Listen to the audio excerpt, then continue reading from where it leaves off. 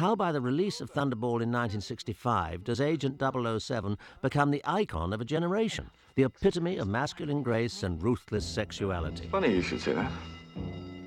In 1965, Jack Haley Jr. prepares this brief film biography of the world's most famous secret agent as part of the American television special, The Incredible World of James Bond.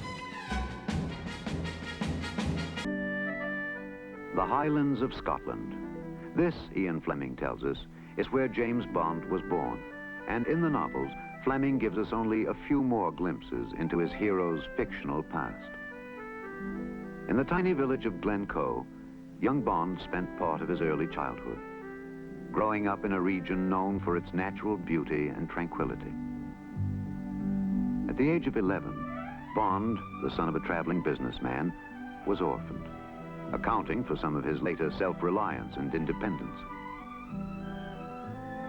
Enrolled in Eton by a devoted maiden aunt, Bond was expelled in his first year for showing precocious interest in a servant girl. But according to Fleming, he finally graduated from Fettes College in Edinburgh, where he distinguished himself only in boxing and judo. World War II further shaped young Bond's character. At 17, he lied about his age and saw action as a commando and intelligence agent.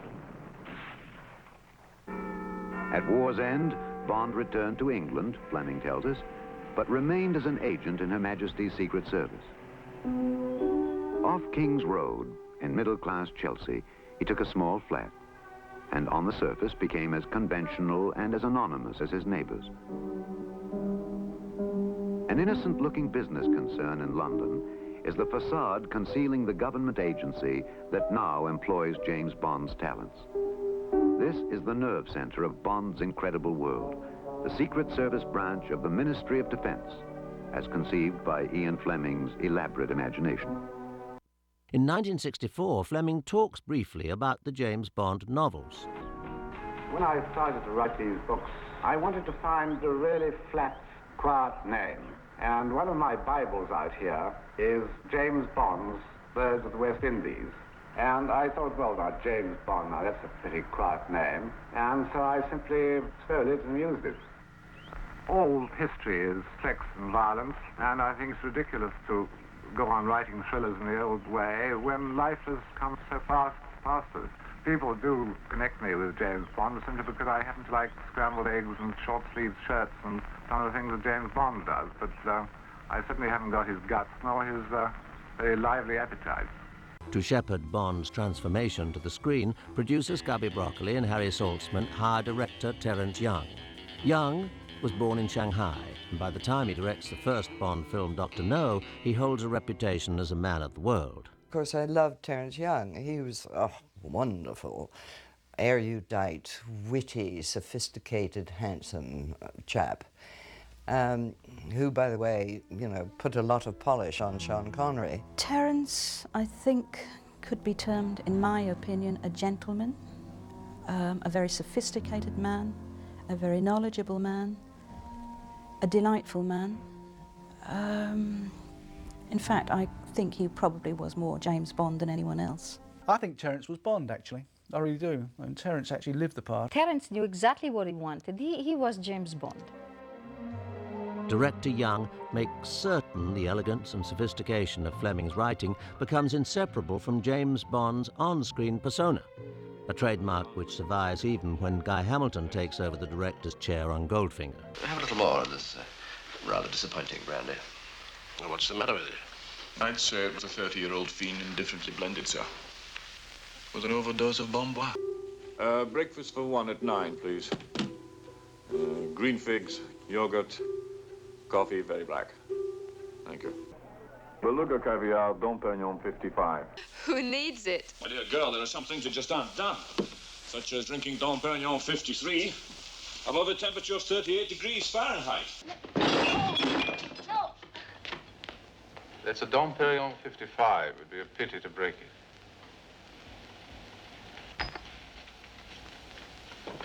I prefer the 53 myself. Mint julep, sour mash, but not too sweet, please. Can I do something for you, Mr. Bond? Just a drink. A martini, shaken, not stirred. One medium dry vodka martini. Mixed like you said, sir, and not stirred. Thank you. A medium dry martini, lemon peel, shaken, not stirred. Vodka? Of course. He's not exactly Ian Fleming's James Bond. His original choice for James Bond was David Niven. He thought he was sophisticated English gentleman, university and all that kind of stuff.